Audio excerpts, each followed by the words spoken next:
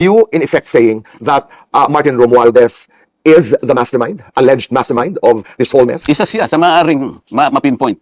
And this is high time for Senator Ping Lacson to call him Okay. in the hearing. Kung pagbabasihan yung revelations ni Saldico, na meron siyang sinasabi, allegedly, na merong 100 billion per year na ini-insert sa budget. Ngayon, palagay ko yung statement ni former Speaker Martin Romualdez ay na-trigger nung sinasabing na-aresto na si Saldico. Ayaw nga siyang tawagin ni Senator Lacson sa Blue Ribbon Committee for the simple reason that he respects the interparliamentary courtesy. Sabi ko nga doon sa isang sagutan namin, nilibas ng bansa natin. You're still respecting interparliamentary courtesy? Saka makakita ka kung gano'n. Kasi ayaw nila talagang magsalita si Saldi. Sabi ko, pwede mo nang gawin yon. Kasi kung hindi kayo na-advise ng legal staff mo, ako magsasabi sa'yo, Saldico can secure his own sworn statement in any country in Europe. I-apostille niya lang yun eh. And the Apostille Convention is already recognized by the Philippine Supreme Court. At inadapt na nga ito sa isang requirements natin. Sabi ko, pagka apostille yung kanyang sworn statement, pwede mo siyang paharapin sa committee kahit na by Zoom. Bakit hindi mo gawin? Eh, isang potential na witness siya.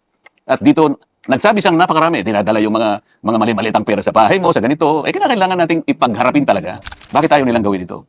Ito yung punto rito. Ngayon, kapag kung nahuli talaga, magkakaalaman dito. So, kaya siya gumawa ng statement sa aking palagay. O sige, nasa sa inyo.